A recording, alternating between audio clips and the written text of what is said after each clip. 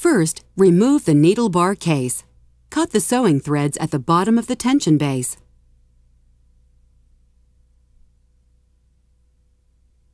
To remove the tension base, first remove the cover from the rear. Press down on the top of the cover and pull it off.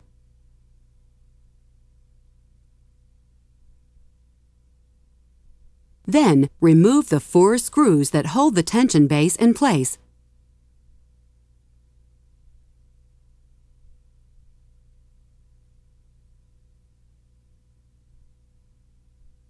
Lift up the tension base, holding the thread brake sensor, and slide the TC sensor off.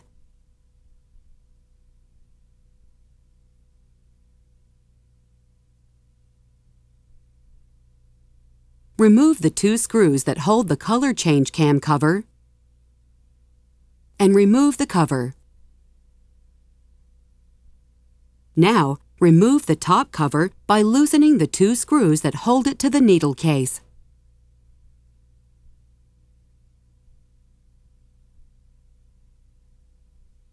Remove the 2 screws that hold the needle bar case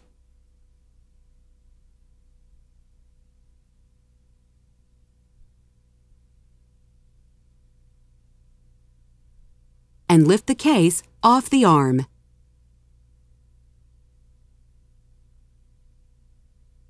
To remove the left arm front cover, loosen the 3 screws that secure the cover to the take-up lever guide rail. Then, loosen the 2 screws that hold the arm front cover to the arm of the machine and remove the cover. Now you can remove the reciprocator.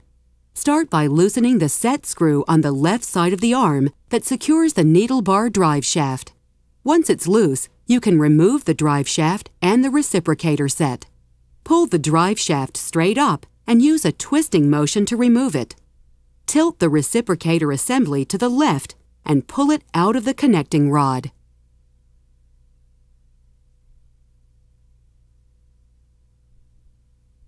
Remove the 2 screws that secure the bushing holder, which holds the reciprocator. Pay special attention to how the spring attaches to the reciprocator.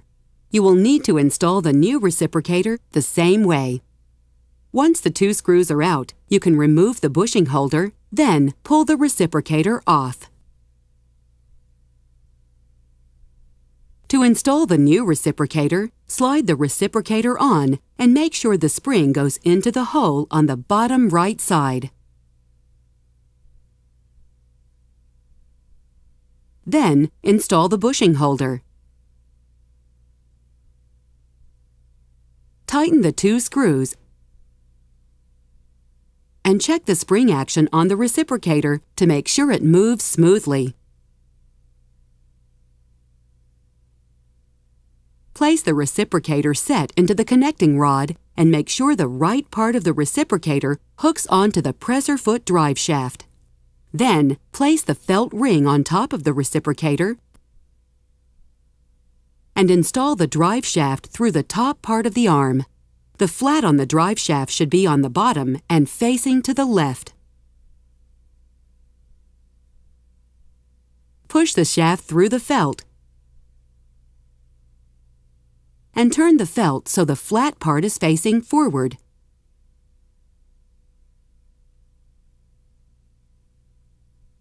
Line up the felt ring at the bottom with the drive shaft.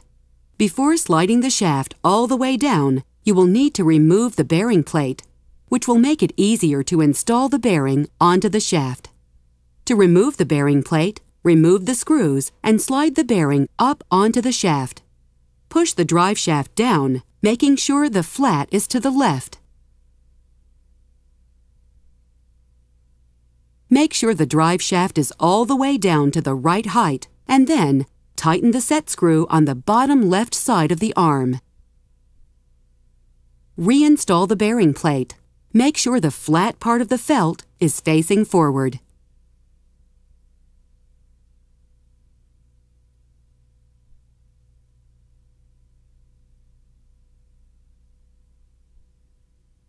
Next, reinstall the left arm cover.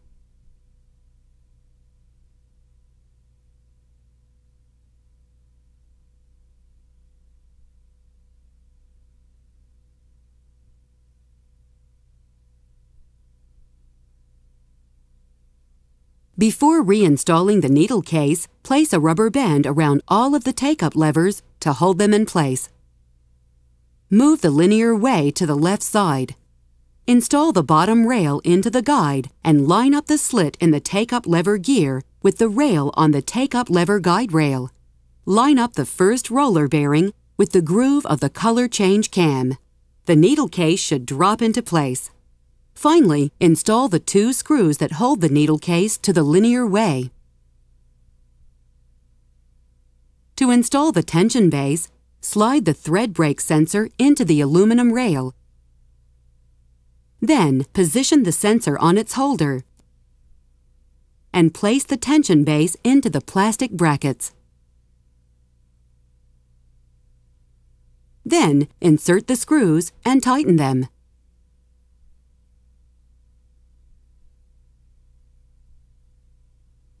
Install the top cover to the needle bar case and tighten the 2 screws to hold it in place. Next, install the color change cam cover. Slide it into position and tighten the screws.